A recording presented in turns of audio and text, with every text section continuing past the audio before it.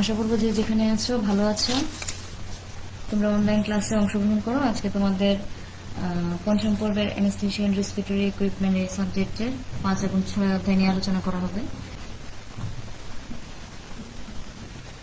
চলো মূল আলোচনায় চলে যাই। আজকে পঞ্চম অধ্যায় হচ্ছে ইনহেলেটর অনুধাবন, অর্থাৎ ইনহেলেটর দিয়ে কিভাবে কাজ করে, এটা কত প্রকার, ইনহেলেটরটা কি, এটার ব্যবহার কি, তারপরে নেবুলাইজার কি, এর প্রকারভেদ কি, এটা হচ্ছে পঞ্চম অধ্যায়ের অন্তর্ভুক্ত। এটা নিয়ে আগে আলোচনা করি। ইনহেলেটর, ইনহেলার একটা মেডিকেল ডিভাইস যেটার সাহায্যে ফুসফুসের ভিতরে, শরীরের অভ্যন্তরে তোমার অক্সিজেন এবং বিভিন্ন ধরনের মেডিসিন সরবরাহ করার জন্য ব্যবহার করা হয় এই ইনহেলার। এবং ফুসফুস বা লাঞ্চের ভিতরে যে গ্যাস দ্বারা শ্বাস গ্রহণ ক্রিয়াকেই বলা হয় ইনহেলেশন। অর্থাৎ আমরা ফুসফুস বা লাঞ্চের ভিতরে বাষ্প বা গ্যাসের সাহায্যে যে শ্বাস গ্রহণ, অক্সিজেন এবং গ্রহণ করি, মানে বাতাসটা গ্রহণ করি, সেই প্রক্রিয়াটাই হচ্ছে ইনহেলেশন। আর ইনহেলেশনের মাধ্যমে মেডিসিন ফুসফুসের পরিচালনা করার যে পদ্ধতি, অর্থাৎ যে ডিভাইসের মাধ্যমে এই ইনহেলেশন প্রক্রিয়াটা সম্পন্ন হয়, সেটাকেই বলা হয় ইনহেলার। এখন রোগ নিরাময়ের ক্ষেত্রে, অর্থাৎ থেরাপিউটিক উদ্দেশ্যের ক্ষেত্রে সাধারণত আর্দ্র বাতাস, ভ্যাপার, এটা ফুসফুসের ভিতরে প্রবেশ করানোর দরকার হয়। এবং এই ধরনের ক্ষেত্রে সাধারণত সেন্সলেস হওয়া থেকে বাঁচানোর জন্য একটা পেশেন্টকে অ্যামোনিয়ার অ্যারোমেটিক স্পিরিট ইউজ করা হয়। এটা হচ্ছে মানে এক্সাম্পল।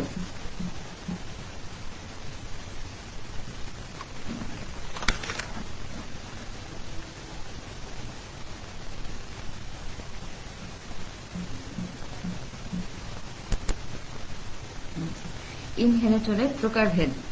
ইনহেলেটরের প্রকারভেদ হচ্ছে, মানে ইনহেলেটর 3 প্রকার: কিউটিনিয়াস ইনহেলেটর, পালমোনারি ইনহেলেটর যেটা নর্মাল এবং ইনহেলেটর এবং এক্সহেলেটর, আরেকটা হচ্ছে গ্যাস্ট্রো ইন্টেস্টিনাল ইনহেলেটর।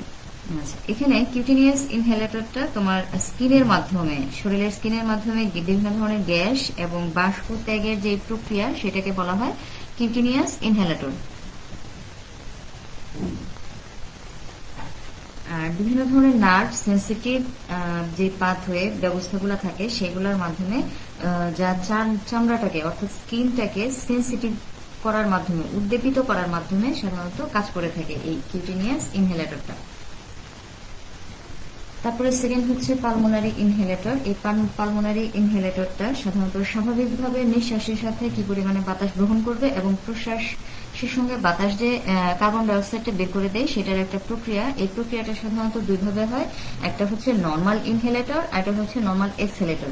এখন এই নর্মাল ইনহেলেটরটা হচ্ছে যে স্নায়ু উদ্দীপনার ফলে প্রভাবে এই যে ডায়াফ্রামটা হয়, ডায়াফ্রামের যে পেশিগুলা থাকে, মানে বক্ষের ডায়াফ্রামের পেশি এবং প্রতি জোড়া এই যে পরশুকা থাকে, এই পরশুকার মাঝখানে অবস্থিত এই তির্যক ইন্টারকোস্টাল যে পেশিটা থাকে, সেই পেশির সংকোচন প্রসারণের কারণেই পাঁজরটা উপরের দিকে ফুলে ওঠে। তখন ডায়াফ্রামটা ভিতরের দিকে, এই যে ডায়াফ্রাম, সেটা ভিতরের দিকে সংকুচিত হয়। যখন এই ইন্টারকোস্টাল পেশিটা উপরের দিকে উঠে যায়, তখন ডায়াফ্রামটা ভিতরের দিকে সংকুচিত হয়। এর প্রভাবে তোমার যে বুক প্রসারিত হয়, ফলে ফুসফুসের যে ভিতরের চাপটা থাকে, সেটা বাইরের বায়ুমণ্ডলীয় চাপের চেয়ে অনেক কম থাকে। বিধায় তোমার নাক দিয়ে তোমার অক্সিজেনটা নাকের ভেতর দিয়ে ফুসফুস পর্যন্ত প্রবেশ করে। তারপরে হচ্ছে নর্মাল এক্সহেলেটর। এটা শ্বাস গ্রহণের পরপরই সংঘটিত হয়, অর্থাৎ আমরা যে কার্বন ডাইঅক্সাইড ত্যাগ করি, সেই প্রক্রিয়াটা। এখন প্রশ্বাসে যখন অংশগ্রহণ করে, তখন এই পেশিগুলা, প্রশ্বাসের অংশগ্রহণকৃত পেশিগুলার তোমার প্রসারণ ঘটানোর মাধ্যমে এই কাজটা হয়। নিঃশ্বাসের সময় প্রশ্বাসকালে পেশিগুলা স্থিতিস্থাপকতার জন্য পূর্বের অবস্থায় ফিরে আসে। অর্থাৎ আমরা যখন অক্সিজেন গ্রহণ করি, গ্রহণ করার পরে কার্বন ডাইঅক্সাইডটা ত্যাগ করে দেই, তখন কিন্তু তোমাদের যে বক্ষপিঞ্জর থাকে, সেটা পুনরায় আগের অবস্থানে চলে আসে। তখন পরশুকাগুলা, এই যে পরশুকা, এই পরশুকাগুলা পুনরায় আবার নিচের দিকে নেমে আসে কার্বন ডাইঅক্সাইড ত্যাগ করার পরে। এতে বক্ষ গহ্বর, অর্থাৎ যে ডায়াফ্রামটা থাকে, এই বক্ষ গহ্বরের আয়তনটা কমে যায় এবং সেটা পুনরায় আগের অবস্থানে আসে এবং নর্মালি তোমার কার্বন ডাইঅক্সাইডটা মানে দেহের বাইরে বের হয়ে যায়।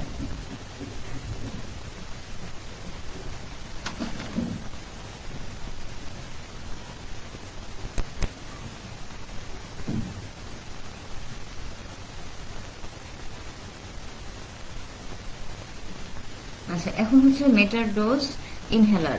এটা হচ্ছে মেটার ডোজ ইনহেলার। এটা এই পোর্শনটা হচ্ছে ক্যানিস্টার এবং এটা হচ্ছে মাউথ পিস। এই মাউথ পিসটাই যাদের মানে শ্বাস নিতে সমস্যা হয়, কষ্ট হয়, এই অংশটা থেকে চাপ দিয়ে ধরে আগে দাঁতের সাথে লাগানো হয়। এই যে এভাবে breathe in slowly, push down on the canister, keep breathing in deeply. অর্থাৎ যাদের শ্বাস নিতে সমস্যা হচ্ছে তারা এই ধরনের মেটার ডোজ ইনহেলেটরটা ডাক্তাররা প্রেসক্রাইব করে দেয়। তখন এই অংশটা যে ক্যাপটা থাকে সেই ক্যাপটা আগে খুলে নিতে হয়। খুলে নেওয়ার পরে এই অংশটাকে দাঁত দিয়ে মুখের ভিতরে চেপে ধরা হয়। ক্যানিস্টারে আস্তে করে তোমার যে ভিতরের থাকা বাতাসটা সেটাকে বাইরে বের করে দিতে হয়। প্রথমে বের করে দিয়ে এখানে ক্যানিস্টারটা চাপ দিয়ে তোমার আস্তে আস্তে 5 থেকে 7 সেকেন্ডের মতো বাতাসটাকে তোমার মানে অক্সিজেনটাকে প্রথমে ধরে রাখা হয়। ধরে তোমার এই বাতাসটাকে পুনরায় আস্তে আস্তে ফুসফুসের দিকে অর্থাৎ ভিতরের দিকে টানতে হয়, ডিপলি ব্রিদিং ঘটাইতে হয়। আচ্ছা, এটা হচ্ছে প্রেশারাইজড মেটার ডোজ। আগে যেটা দেখলাম সেটাই। এখানে বিভিন্ন ধরনের কম্পোনেন্ট আছে, যেরকম এই অংশটা হচ্ছে ক্যানিস্টার, আমরা যে প্রথমে দেখলাম। অ্যাকচুয়েটরের সেল থাকে এখানে। আর এখানে তোমার যে মেডিসিনটা দেহের ভিতরে পুশ করা হয় সেই মেডিসিন দ্বারা ফিল আপ করা অবস্থায় থাকে। মিটারিং বাল্ব, এই অংশটা অ্যাকচুয়েটর নোজল। যখন এই ক্যানিস্টারটা প্রেশার প্রয়োগ করা ক্যানিস্টারে চাপ প্রয়োগ করা হয় তখন ক্যানিস্টারটা চাপের ফলে এই মেডিসিনটা এখান দিয়ে বের হয়ে অ্যাকচুয়েটর নোজলের মাধ্যমে তোমার মাউথ পিস অর্থাৎ মুখের ভিতরে প্রবেশ করে।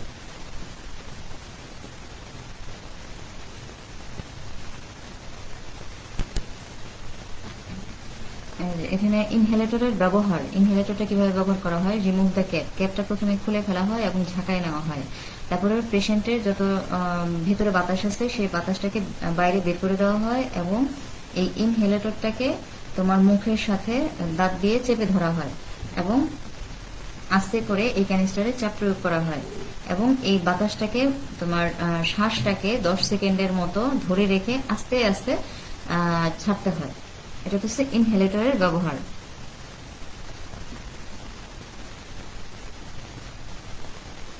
এটা দেখলাম আমরা চেম্বারবিহীন ইনহেলেটর, যেটা আমরা উপরের চিত্রে বলেছি সেটাই বর্ণনা এখানে দেওয়া আছে।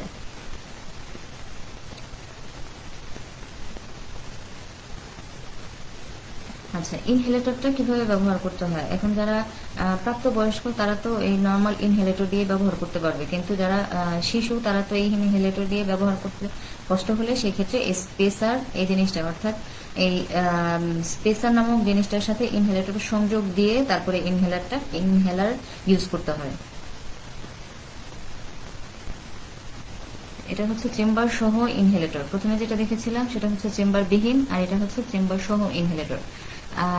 এই চেম্বার সহ এবং চেম্বার বিহীন ইনহেলেটরের তোমার ইউজিং প্রসেস সম্পূর্ণ একই রকম, শুধুমাত্র যদি কর্টিকোস্টেরয়েড এই মেটার ডোজ ইনহেলার ব্যবহার করা হয় সেই ক্ষেত্রে তোমার মুখটা ধুয়ে ফেলতে হবে এবং প্রতিবার ইউজ করার পরে মাউথ ওয়াশ ইউজের মাধ্যমে গার্গেল করে নিতে হবে। এবং এই যে আমরা তখন যারা স্টেরয়েড ইউজ করে এই স্টেরয়েড ইউজের ক্ষেত্রে সাধারণত এই মিটার ডোজ ইনহেলেটরটা একটা চেম্বারে ব্যবহার করাটাই উচিত। এটা হচ্ছে ড্রাই পাউডার ইনহেলার। এটা single dose device, dry powder inhalator. আর এগুলো হচ্ছে মাল্টি ডোজ ডিভাইস। মাল্টিডোজ ইনহেলারের এই অংশটা হচ্ছে ক্লোজড, লাগানো অবস্থায় থাকে। এখানে আঙুল দিয়ে ধরে থ্রাম গ্রিপ ধরে তারপরে পুশ করা হয় ড্রাই পাউডারটা। মাল্টিডোজের ক্ষেত্রে এখানে কিন্তু ক্যাপ লাগানো অবস্থায় আছে, এই অংশটা ক্যাপটা খোলা অবস্থায় আছে, যেটা অ্যাটাচ করে রাখা হয় ক্যাপটাকে।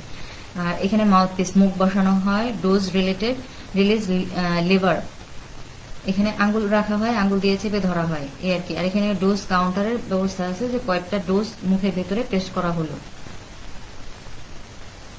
আর এটার উদ্দেশ্য কি মূলত? এটার উদ্দেশ্য হচ্ছে শুধুমাত্র শুকনা গুঁড়া এবং কোনো ধরনের প্রপালশন সিস্টেম এটার ভিতরে থাকে না। এর জন্য মুখের ভিতরে এই ড্রাই পাউডার অর্থাৎ শুকনা গুঁড়াগুলাকে, মেডিসিনের এই শুকনা গুঁড়াকে একটা ডোজ ঢুকানোর জন্য এটা একটা ম্যানুয়াল প্রক্রিয়া।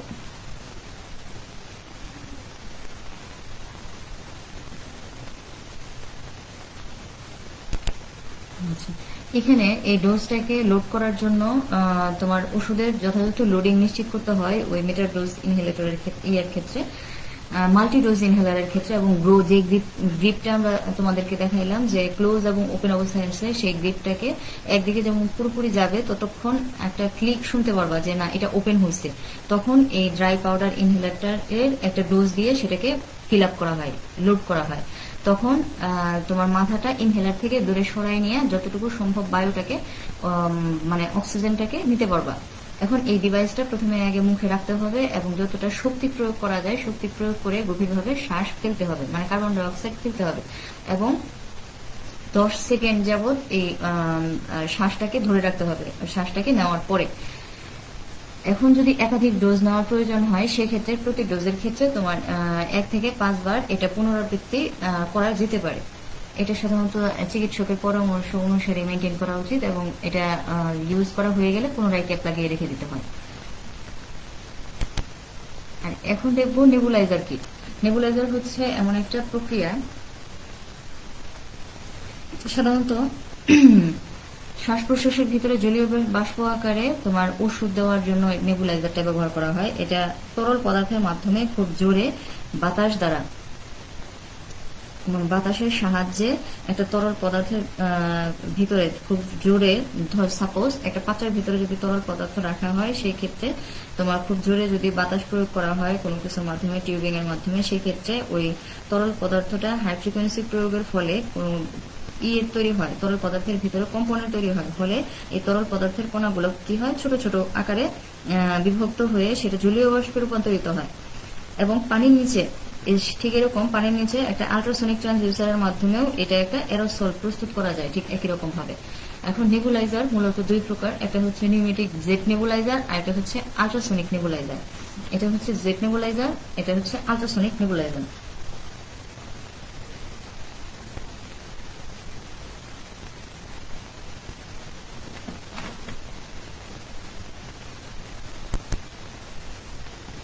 আচ্ছা, এখন দেখি যে নেবুলাইজারের কার্যপ্রণালী, যেটা রচনামূলক প্রশ্ন হিসেবে এই অধ্যায় থেকে মোস্ট ইম্পর্টেন্ট। এখানে একটা জেট নেবুলাইজার দেখানো হয়েছে। তোমার এই নেবুলাইজার সমূহ কি করে কুয়াশা আকারে শ্বাস প্রশ্বাসের বাতাস চলাচলের যে পথটা থাকে সেই পথটাকে তোমার আর্দ্রতা সরবরাহ করতে হেল্প করে। তোমার নেবুলাইজারের মূলনীতি কি আসতে পারে, নেবুলাইজারের কার্যপ্রণালী বর্ণনা করো, আবার এটাও আসতে পারে নেবুলাইজারের মূলনীতি লেখো। নেবুলাইজারের মূলনীতি হচ্ছে বার্নৌলির প্রতিক্রিয়া আরোপ করে সাধারণত একটা বাতাসের জেট ব্যবহার করা হয়, যেটা একটা তরল পদার্থের আধার থেকে অর্থাৎ তরল পদার্থের জার থেকে ছোট টিউবের মাধ্যমে তরল পদার্থটাকে প্রথমে টেনে নিয়ে আসা হয় এবং এটাকে তরল পদার্থের কুয়াশায় রূপান্তরিত করা হয়। এবং এই তরল পদার্থের কুয়াশাটা অ্যাঙ্গেলের উপরে আঘাত হানে এবং কুয়াশাগুলো ভেঙে ছোট ছোট জলীয় বাষ্পের কণায় রূপান্তরিত হয়। এই অবস্থাটাকেই বলা হয় মূলত নেবুলাইজড অবস্থা।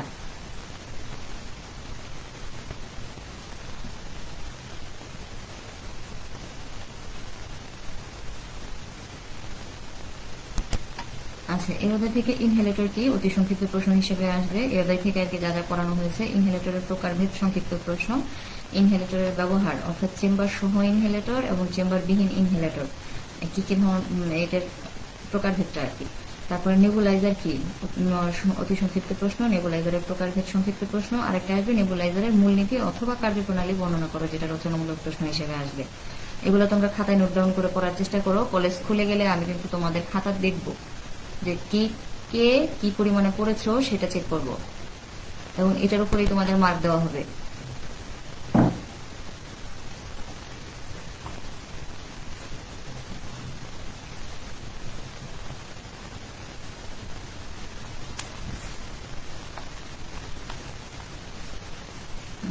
এখন হচ্ছে ষষ্ঠ অধ্যায় অ্যানেস্থেসিয়া মেশিনের অনুধাবন। অ্যানেস্থেসিয়া মেশিন, এই অধ্যায় থেকে শিখব অ্যানেস্থেসিয়া মেশিন কি, ব্রিদিং সিস্টেম, ভ্যাপোরাইজার শ্রেণীবিন্যাস, ব্লক ডায়াগ্রাম, রচনামূলক প্রশ্ন, ক্যাবিনিং সিস্টেম চেক আউট। তাহলে চলো ভিতরে যাই। অ্যানেস্থেসিয়া মেশিন কি? অ্যানেস্থেসিয়া মেশিন হচ্ছে এমন এক প্রকার জীবন রক্ষাকারী ডিভাইস যেটা কিনা জীবন বাঁচানোর জন্য বিভিন্ন ধরনের গ্যাস সরবরাহ করে এবং অজ্ঞান করার জন্য একটা যন্ত্র, যার সাহায্যে তোমার অপারেশন করার সময় পেশেন্টকে অজ্ঞান করা হয়।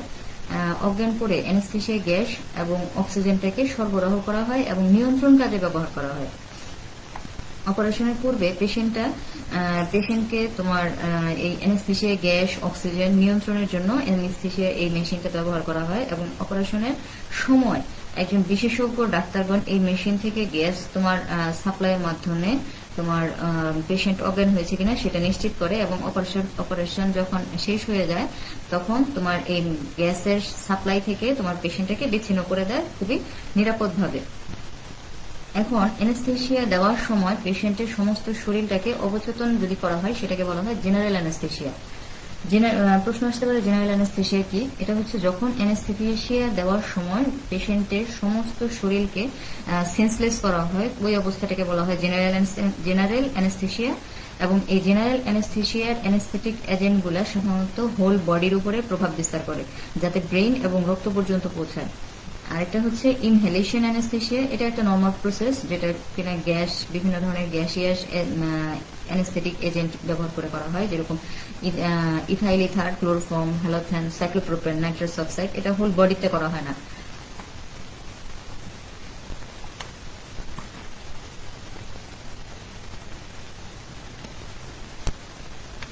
এটা একটা অ্যানেস্থেসিয়া মেশিনের চিত্র দেখানো হয়েছে তোমাদের।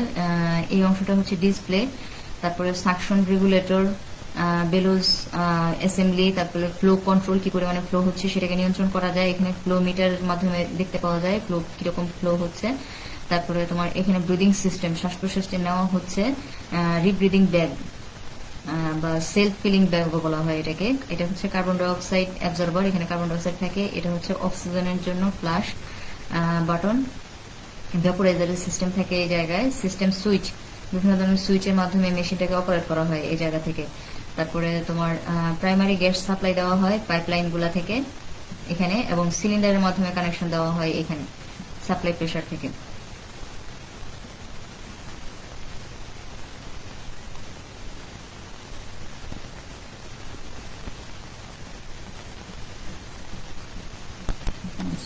এখন দেখি যে ব্রিদিং সিস্টেমটা কি আসলে।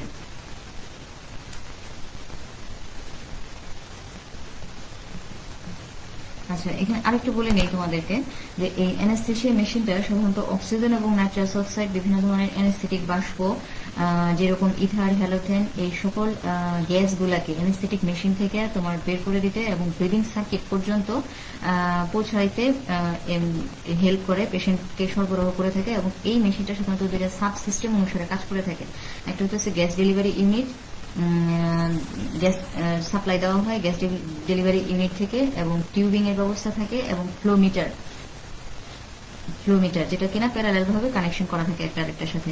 আরেকটা হচ্ছে অ্যানেস্থেটিক এই ভ্যাপোরাইজার, যেটা কিনা তরল, বিভিন্ন ধরনের তরল বা গ্যাসিয়াস পদার্থ থেকে তৈরি করে করার জন্য ব্যবহার করা হয় এই ভ্যাপোরাইজারটা।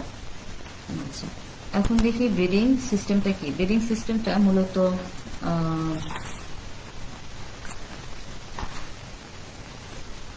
শ্বাস প্রশ্বাস প্রক্রিয়া, মানে শ্বাস প্রশ্বাস প্রক্রিয়ায় অংশগ্রহণ করার একটা ফাংশন, যেটা অ্যানেস্থেটিক সরবরাহ করে, এবং এই শ্বাস প্রশ্বাস অর্থাৎ অক্সিজেন এবং কার্বন ডাই অক্সাইড গ্যাসের যে গ্যাস সমূহের যে নিয়মিত আদান প্রদান হয়, গ্যাসের এক্সচেঞ্জ হয়, সেটা নিয়ে আলোচনা করে এই ব্রিদিং পদ্ধতিতে। এবং এই ব্রিদিং পদ্ধতিটা দুই প্রকার, একটা রিব্রিদিং টাইপ যেটা কার্বন ডাই অক্সাইড এবং জলীয় বাষ্পের কারণে সংঘটিত হয়, আর এটা হচ্ছে নন রিব্রিদিং টাইপ।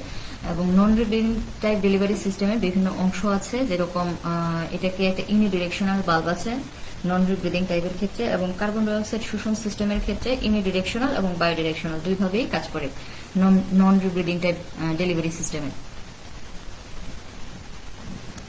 আচ্ছা, এখানে দেখানোর চেষ্টা করেছি রিব্রিদিং টাইপ তোমার কম্পোনেন্ট গুলো এরকম, নন রিব্রিদিং টাইপ কম্পোনেন্ট গুলো এরকম।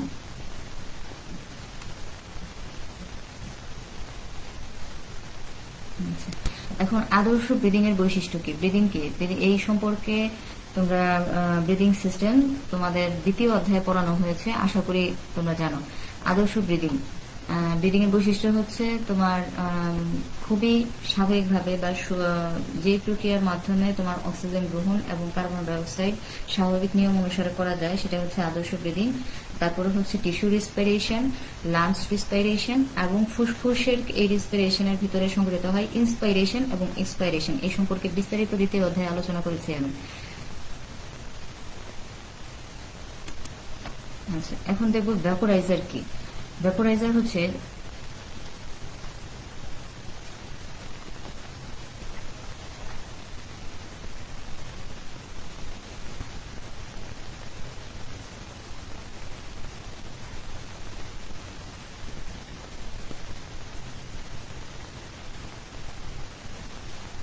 আচ্ছা, ভেপোরাইজার হচ্ছে যে ডিভাইসের মাধ্যমে বিভিন্ন ধরনের লিকুইড অ্যানেস্থেটিক এজেন্ট গুলাকে অর্থাৎ মেডিসিন গুলাকে গ্যাসে রূপান্তরিত করে এবং এই রূপান্তরিত গ্যাসগুলাকেই তোমার একটা কেরিয়ার গ্যাস বা বাহক গ্যাসের সাথে মিশ্রিত করে পেশেন্টকে সরবরাহ করা হয়, সেটাকেই বলে ভ্যাপোরাইজার। এখানে ভ্যাপোরাইজার চিত্র দেওয়া হয়েছে, এটা হচ্ছে ভ্যাপোরাইজার। এবং এই ভ্যাপোরাইজার ডিভাইসগুলা কি করে তোমার বাষ্প তাপমাত্রার চেয়ে যে তাপমাত্রায় বা যে টেম্পারেচারে তোমার একটা জিনিস উত্তপ্ত হয় সেই টেম্পারেচারের চেয়ে অনেক বেশি তাপমাত্রায় তোমার এই অ্যানেস্থেটিক এজেন্ট গুলাকে উত্তপ্ত করে জলীয় বাষ্পে রূপান্তরিত করে তোমার অ্যানেস্থেটিক এজেন্ট গ্যাসে রূপান্তরিত করা হয় অর্থাৎ এই মেডিসিন গুলাকে রূপান্তরিত করে সেগুলাকে কেরিয়ার গ্যাসের একটা অন্য একটা কেরিয়ার গ্যাসের হেল্প নিয়ে সেটাকে পেশেন্টের সার্কিট পর্যন্ত সরবরাহ করা হয়। আচ্ছা, স্টেপ বাই স্টেপ ইউজের ক্ষেত্রে এটা তোমার কিভাবে ইউজ করা হয়। আগে প্রথমে পিওর ওয়াটার, বিশুদ্ধ পানি একটা কন্টেনারের ভিতরে প্রয়োগ করা হয় তোমার ইয়েতে, র ওয়াটার যেটাকে বলে। সেকেন্ড হচ্ছে এটাকে ফিক্স করে দেওয়া হয় অ্যাটাচমেন্ট নিডেড বিভিন্ন ধরনের ইকুইপমেন্টের সাথে সংযোগ দেওয়া হয়। তারপরে প্লাগ ইন সাপ্লাই দেওয়া হয় এবং ওয়েট করা হয় কখন এটা বাষ্পে রূপান্তরিত হবে, জলীয় বাষ্পে রূপান্তরিত হবে এবং বের হবে। তারপর be ready to take steam, এটাকে এখান থেকে তারপরে জলীয় বাষ্প আকারে শ্বাস প্রশ্বাস নিয়ে তোমার এই আগে যেটা নেবুলাইজার সাহায্যে ইউজ করেছি, মানে শ্বাস প্রশ্বাস নিতে শ্বাসনালীতে তোমার ক্লিয়ার হইতে হেল্প করে, এইভাবে আমরা ভাপ নিতে পারি আর কি, যেটাকে বলে ভ্যাপোরাইজার। শ্রেণীবিন্যাস, ভ্যাপোরাইজারটাকে কয় ভাগে ভাগ করা হয়। তোমার প্রথমত এই ভ্যাপোরাইজারটাকে দুই ভাগে ভাগ করা হয়, যেরকম কনসেন্ট্রেশন ক্যালিব্রেটেড বা এটাকে বলে ভেরিয়েবল বাইপাস ভ্যাপোরাইজার, আর এটা হচ্ছে মেজার্ড ফ্লো ভ্যাপোরাইজার। এবং মেথড অফ পদ্ধতিটির উপর ডিপেন্ড করে তোমার ভ্যাপোরাইজারটা আবার বিভিন্ন ধরনের, যেরকম ফ্লো ওভার, তারপরে বাবল থ্রো এবং ইনজেকশন ভ্যাপোরাইজার। আর তাপমাত্রার কম্পেনসেশনের উপর ডিপেন্ড করে থার্মো কম্পেনসেশন এবং সাপ্লাইড হিট প্রকৃতির ভ্যাপোরাইজার।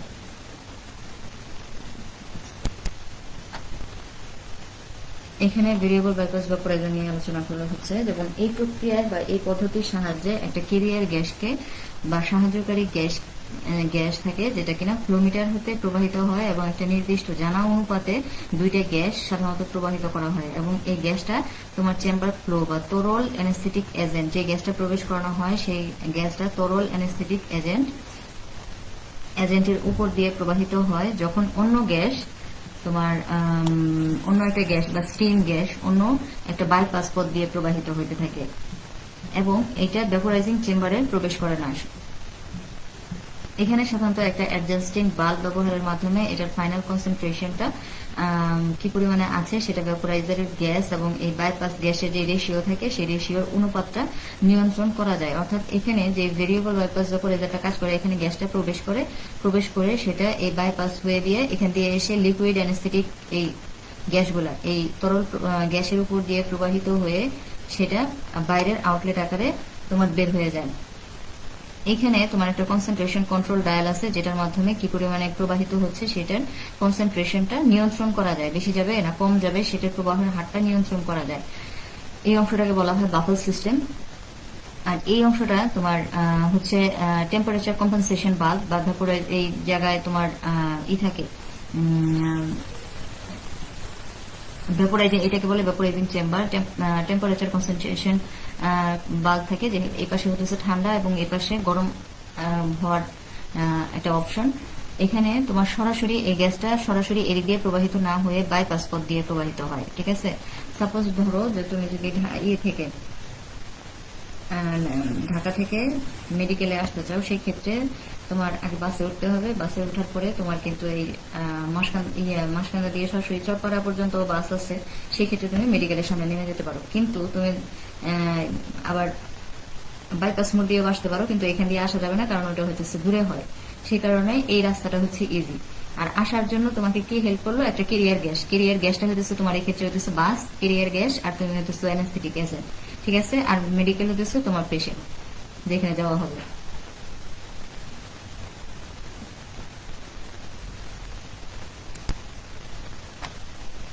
আচ্ছা, মেজার ফ্লো ভ্যাপোরাইজার। এই মেজার ফ্লো ভ্যাপোরাইজারের ক্ষেত্রে সাধারণত এই ভ্যাপোরাইজার ডিভাইসগুলো অ্যানেস্থেটিক উপাদানগুলোকে একটা নির্দিষ্ট তাপমাত্রায় উত্তপ্ত করা হয়, যা কিনা বাষ্প তাপমাত্রার চেয়ে অনেক বেশি। অর্থাৎ পানিকে বাষ্পে রূপান্তরিত করতে হলে যে পরিমাণ টেম্পারেচার প্রয়োজন তার চেয়ে বেশি তাপমাত্রায় প্রয়োগ করে তোমার এই অ্যানেস্থেটিক উপাদানগুলোকে জলীয় বাষ্পে রূপান্তরিত করা হয়, এবং এই বাষ্পীয় তাপমাত্রার চেয়ে বেশি তাপ দেওয়ার কারণে এই অ্যানেস্থেটিক গ্যাসগুলা অ্যানেস্থেটিক এজেন্টগুলা তোমার গ্যাসে রূপান্তরিত হয়, এবং এই অ্যানেস্থেটিক এজেন্টগুলা গ্যাসে রূপান্তরিত হওয়ার পর এটাকে একটা ফ্রেশ গ্যাসের সাথে মিশ্রিত করে তোমার পেশেন্টের সার্কিটে প্রবাহিত করা হয়। এখন বিভিন্ন ধরনের শারীরিক গুণাবলী এবং শক্তি বৃদ্ধির জন্যই সাধারণত এই মেজার ফ্লো ভ্যাপোরাইজারগুলো ব্যবহার করা হয়, এবং কাচের উপর ডিপেন্ড করে এই মানে কোন শক্তি বা কোন ধরনের শারীরিক গুণাবলী বৃদ্ধি করবে তার উপর ডিপেন্ড করে এই মেজার ফ্লোর ভ্যাপোরাইজারের ডিজাইনটাও এক এক রকম হয়।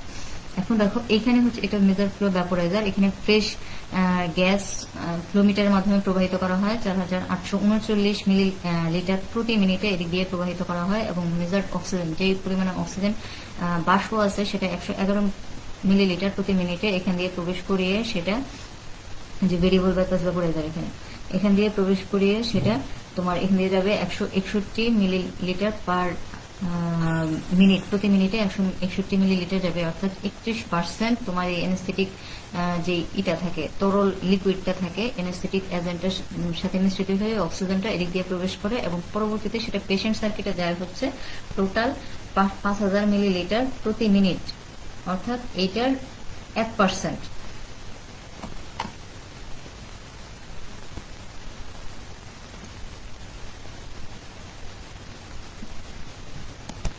আচ্ছা, এখন যাই অ্যানেস্থেসিয়া মেশিন কি।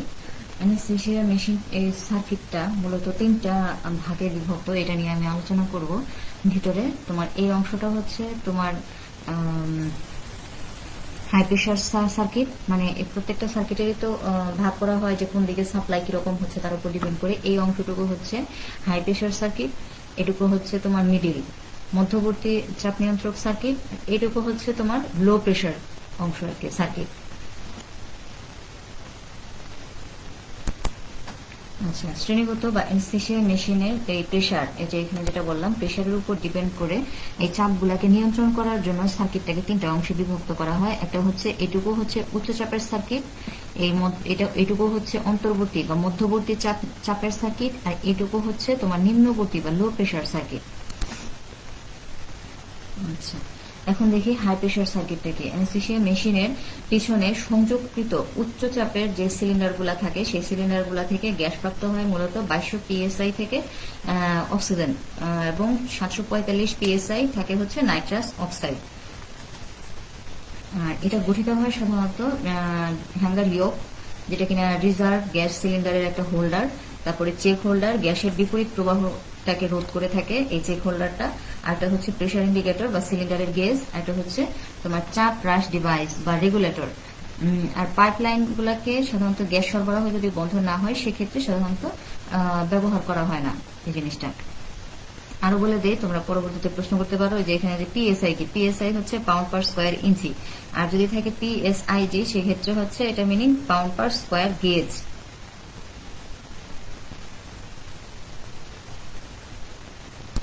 আচ্ছা, এখন দেখো হ্যাঙ্গার ইয়োক কি। এটা হচ্ছে হ্যাঙ্গার ইয়োক, আর সিলিন্ডারের প্রাচুর্য বা সমর্থন করে একটা গ্যাসটাকে টাইট করার জন্য সিল ব্যবহার করা হয়, এবং এইটা সাধারণত মেশিনের ভিতরে গ্যাসটাকে একদিকে প্রবাহ হয় সেটাকে নিশ্চিত করে হ্যাঙ্গার ইয়োক, যাতে গ্যাসটা একমুখী হয়। আর হচ্ছে পিন ইন্ডেক্স, এই pin index safety system PISS, এটা নির্দিষ্ট পরিমাণে গ্যাস সিলিন্ডারের অ্যাক্সিডেন্টাল যে রিঅ্যারেঞ্জমেন্ট থাকে অর্থাৎ রোধ করে অক্সিজেন এবং নাইট্রাস অক্সাইডের যে সুইচিং হয়। এখানে পিন ইন্ডেক্স সেফটি সিস্টেম দেখানো হয়েছে বিভিন্ন ধরনের connection, oxygen, nitrous oxide, carbon dioxide, তারপরে বাতাস এবং অ্যানথ্রোনক্স, এবং প্রত্যেকটারই আলাদা আলাদা কানেকশন। যেরকম অক্সিজেনের ক্ষেত্রে এরকম, এগুলো হচ্ছে পিন ইন্ডেক্স সেফটি সিস্টেম, একটার সাথে আরেকটার কখনোই কানেকশন সেম টু সেম হবে না। এই দুইটা দেখো সমান, এটা একটু উপরে নিচে, এটা ফাঁকা, এটাও একটু ফাঁকা, কিন্তু বাম পাশে এখানে একটা, এরকম প্রত্যেকটারই আলাদা আলাদা কানেকশন, এক একটার কানেকশন এক এক রকম।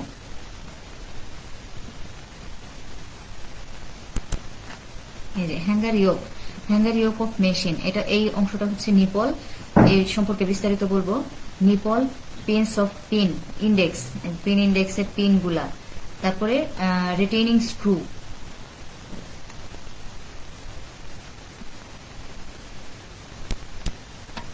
আচ্ছা হ্যাঙ্গার ইয়োক অ্যাসেম্বলি, যেটা কিনা তোমার ওরিয়েন্টস এবং সিলিন্ডার গুলাকে সাপোর্ট করে, এবং এটা গ্যাস এবং টাইপকে, গ্যাসের যে লাইনটা থাকে সেটাকে টাইট সিলকে সরবরাহ করে এবং ইউনিডিরেকশনাল গ্যাস প্রবাহ করে, একমুখী একদিকে গ্যাস প্রবাহটাকে নিশ্চিত করে। বার্স্ট স্টেশন স্ট্যান্ডার্ড সুপারিশ করে যে অক্সিজেন এবং নাইট্রাস অক্সাইডের জন্য কমপক্ষে একটা ইয়োক অবশ্যই থাকতে হবে, হ্যাঙ্গার ইয়োক অবশ্যই থাকার প্রয়োজন। এবং পাইপযুক্ত গ্যাস নাই এমন জায়গায় তোমার মেশিনটা যদি ব্যবহার করা হয় সেক্ষেত্রে অক্সিজেনের জন্য ডাবল ইয়োক রাখার ব্যবস্থা করতে হবে।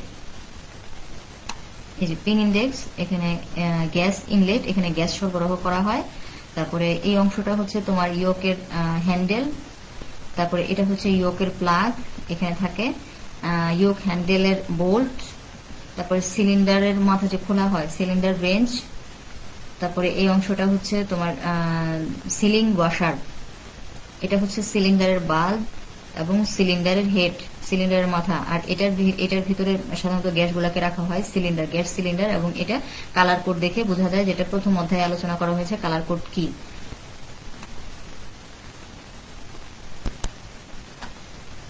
চাপ হ্রাসের ডিভাইস, এখন অ্যানেস্থেসিয়া মেশিনে সিলিন্ডারের যে পাওয়া উচ্চ এবং পরিবর্তনশীল প্রেসারগুলো, ভেরিয়েবল চাপগুলা কম হয় এবং কনস্ট্যান্ট চাপটাকে কমায় দিতে হয়, এবং 45 PSIG pound per square gauge.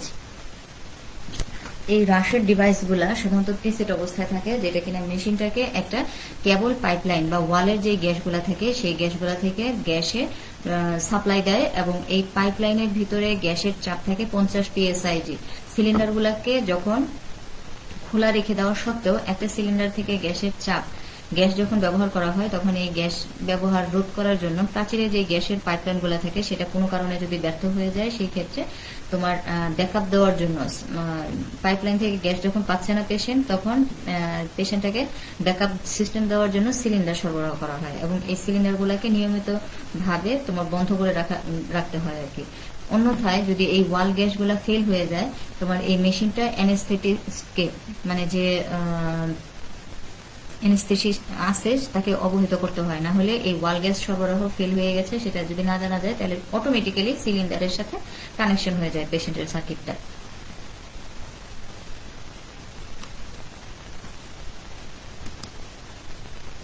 আচ্ছা, এখন দেখি ইন্টারমিডিয়েট প্রেসার সিস্টেম, মধ্যবর্তী যে প্রেসার সিস্টেমটা দেখেছি অ্যানেস্থেসিয়া মেশিনের, ওটা হাসপাতালের পাইপলাইন গুলাতে সাধারণত গ্যাস রাখা হয় 40 থেকে 55 PSIG। এই চাপে রেগুলেটর মাধ্যমে নিয়ন্ত্রণ করা হয়, পাওয়া যায় প্রেসার পাইপলাইন গুলাতে। এখন এখানে থাকে pipeline inlet connection, pipeline pressure indicators, piping, gas power outlet, master switch, oxygen pressure failure device, অক্সিজেনের ফ্লাশ, তারপরে অতিরিক্ত চাপটাকে কমানোর ডিভাইস এবং প্রবাহ নিয়ন্ত্রক বাল্ব।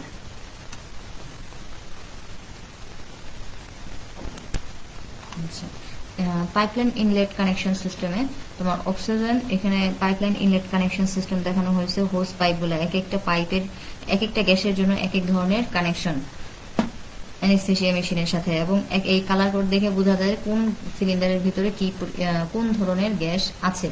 অক্সিজেন এবং নাইট্রাস অক্সাইডের গ্যাসগুলা এখানে অবশ্যই থাকতে হবে, সাধারণত এয়ার এবং সাকশনের ব্যবস্থাও থাকে। আর ডায়ামিটার ইন্ডেক্স সেফটি সিস্টেমের অনুসারে সাধারণত নির্দিষ্ট থ্রেডিং এর কারণে ইনলেটগুলা নন ইন্টারচেঞ্জেবল হয়। এই ডায়ামিটার ইন্ডেক্স সেফটি সিস্টেম কাকে বলে, এটা প্রথম অধ্যায়ের একটা অতি সংক্ষিপ্ত মোস্ট ইম্পর্টেন্ট প্রশ্ন। তারপরে বিপরীত প্রবাহ সিলিন্ডারি ইয়কের মতো, অর্থাৎ বিপরীত দিক দিয়ে যখন প্রবাহ হয় তখন ওইটাকে প্রতিরোধ করার জন্য প্রত্যেকটা নালীতে অবশ্যই একটা করে চেক বাল্ব বসানো অবস্থায় থাকে। নেক্সট হচ্ছে অক্সিজেনের প্রেসার ফেইলুর ডিভাইসের। মেশিন থেকে স্ট্যান্ডার্ডের জন্য অ্যানেস্থেসিয়া মেশিনটাকে এমন ভাবে ডিজাইন করা উচিত যাতে অক্সিজেন সরবরাহের চাপটা যখন স্বাভাবিকের চেয়ে কমে যায়, সেই ক্ষেত্রে সাধারণত গ্যাসের যে আউটলেট থাকে সেইখানে অক্সিজেনের ঘনত্বটা যাতে কখনোই 90% অর্থাৎ 19%-এর নিচে না যায়। এবং একটা ফেল সেফ বাল্ব অক্সিজেন ছাড়া প্রত্যেকটা ফ্লো মিটার সরবরাহ করে এবং এই গ্যাস লাইনে উপস্থিত থাকে। একটা বাল্ব এই অক্সিজেন গুলাকে সরবরাহের চাপ দ্বারা নিয়ন্ত্রণ করে এবং এই অক্সিজেন সরবরাহের চাপটা হ্রাস হওয়ায় যদি কমে যায় সেই ক্ষেত্রে অন্যান্য গ্যাসগুলার চাপও বন্ধ করে দেয়, যেটা কিনা আনুপাতিক হারে আস্তে আস্তে কমতে থাকে। যেরকম এখানে নাইট্রাস অক্সাইড প্রবেশ করানো হয়েছে, এই অংশটা স্প্রিং, নর্মাল অক্সিজেন প্রবেশ করানো হয়েছে এবং যখন অক্সিজেন প্রবেশ করানো হয় তখন এখান থেকে নাইট্রাস অক্সাইড প্রবেশ করানোর কারণে আমি যে পরিমাণে অক্সিজেন প্রবেশ করাবো সেই অনুপাতেই কিন্তু আমি নাইট্রাস অক্সাইড তোমার ফ্লোমিটারের মাধ্যমে পাইপলাইন দিয়ে পাবো। এখন যদি এখানে প্রেসার না থাকে, অক্সিজেনের প্রেসারটা যদি না থাকে, সেক্ষেত্রে তোমার নাইট্রাস অক্সাইডের আউটপুটেও কোনো ধরনের প্রেসার থাকবে না। ঐতিহাসিকভাবে সাধারণত এটা দেখা যায় যে দুই ধরনের ফেল সেফ বাল্ব ব্যবহার করা হয়, একটা হচ্ছে প্রেসার সেন্সর শাট অফ বাল্ব, আর একটা হচ্ছে oxygen failure protection device Drager type.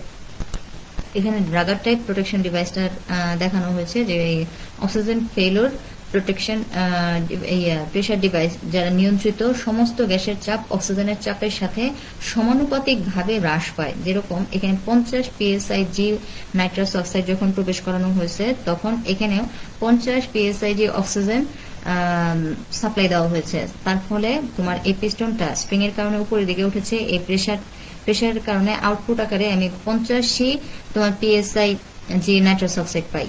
কিন্তু আবার যখন এই জায়গায় 50 pSi নাইট্রাস অক্সাইড দিয়েছি কিন্তু এখানে 25 pSi যে পরিমাণে অক্সিজেন প্রয়োগ করা হয়েছে সেই ক্ষেত্রে তোমার আউটপুটে কিন্তু 25 pSi যে নাইট্রাস অক্সাইড পেয়েছি, অর্থাৎ এখানে আমি যা প্রয়োগ করবো আউটপুট আকারে ওই পরিমাণে নাইট্রাস অক্সাইড পাবো বা গ্যাসটা পাবো।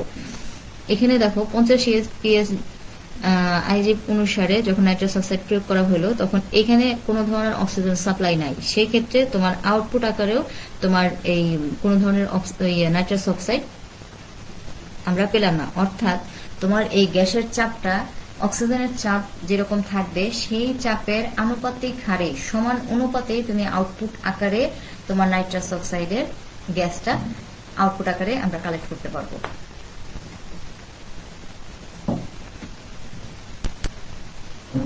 আচ্ছা, এটা হচ্ছে অক্সিজেন সাপ্লাই ফেইলিওর অ্যালার্ম। এই মেশিনটা সাধারণত স্ট্যান্ডার্ড উল্লেখ করে, যেটা কিনা অক্সিজেন সরবরাহের চাপটা তোমার যারা নির্মাতা অর্থাৎ মেশিনটা তৈরি করে নির্মাতা কর্তৃক একটা নির্ধারিত থ্রেশহোল্ড থাকে, অর্থাৎ 30 pSig এর নিচে যদি নেমে আসে সেই ক্ষেত্রে তোমার এই মিডিয়াম প্রায়োরিটি অ্যালার্মটা 5 সেকেন্ডের মধ্যেই বেজে ওঠে। তারপরে হচ্ছে ফেল সেফ এই ডিভাইসটার যে অ্যালার্মটা থাকে সেটা সীমাবদ্ধতা। এই ফেল সেফ বাল্বগুলা সাধারণত হাইপোক্সিক মিশ্রণের প্রদর্শনটাকে তোমার বাধা প্রদান করতে পারে না, কারণ তারা চাপের উপর ডিপেন্ড করে কাজ করে, সুতরাং এটা প্রবাহিত হয় না। এই ডিভাইসগুলার পাইপলাইন গুলাকে ক্রসওভার বা ভুল গ্যাস সহ একটা সিলিন্ডারের মধ্যে যে অ্যাক্সিডেন্ট হতে পারে সেই দুর্ঘটনা থেকে হাইপোক্সিয়াকে প্রতিরোধ করার মতো কোনো ধরনের ক্ষমতা নাই এই অ্যালার্মের।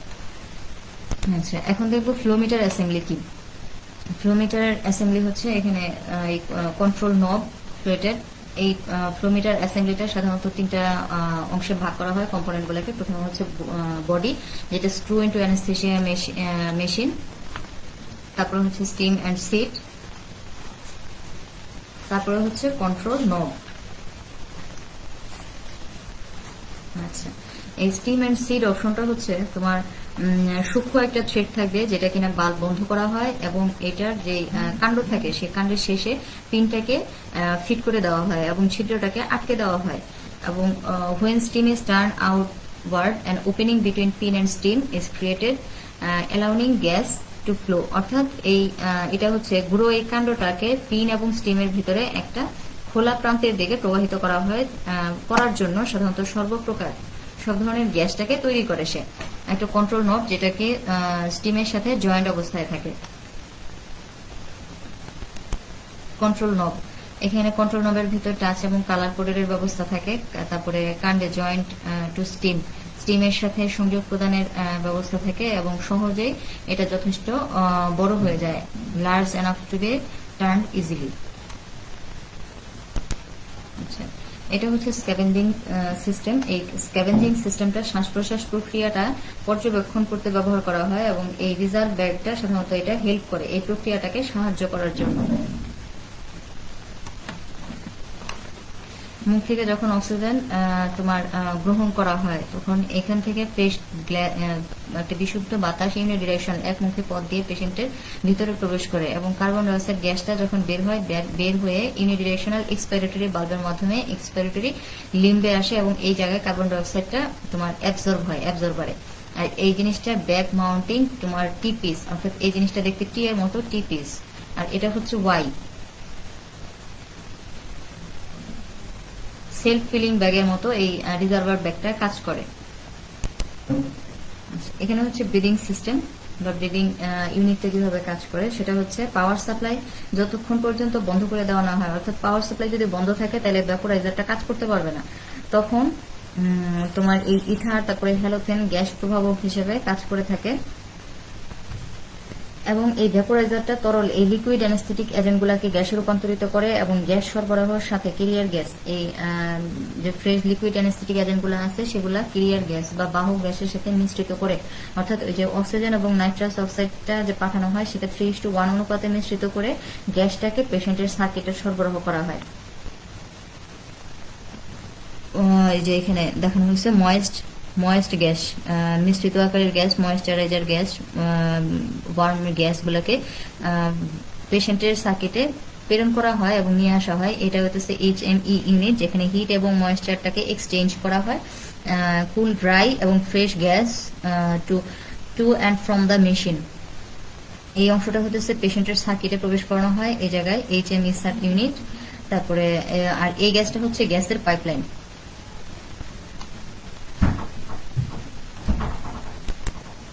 তারপর হচ্ছে রোটামিটারের কাজ হচ্ছে যে ডিভাইসের সাহায্যে সাধারণত অক্সিজেন এবং এই নাইট্রাস অক্সাইড গ্যাসগুলার যে মান আছে মানে কি পরিমাণ আছে সেটা মিটারে পর্যবেক্ষণ করা যায়, সেটাই হচ্ছে রোটামিটার। এটা হচ্ছে তোমার প্লাস্টিক রোটামিটার, এটা হচ্ছে মেটাল রোটামিটার, আর এটা হচ্ছে পার্স রোটামিটার।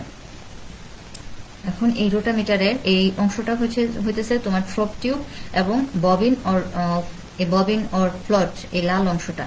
আর এই লাল অংশটা তোমার ভেরিয়েবল এরিয়া, যেটা কিনা ভেরিয়েবল অরিফিস এবং কনস্ট্যান্ট প্রেসারের মূলনীতি।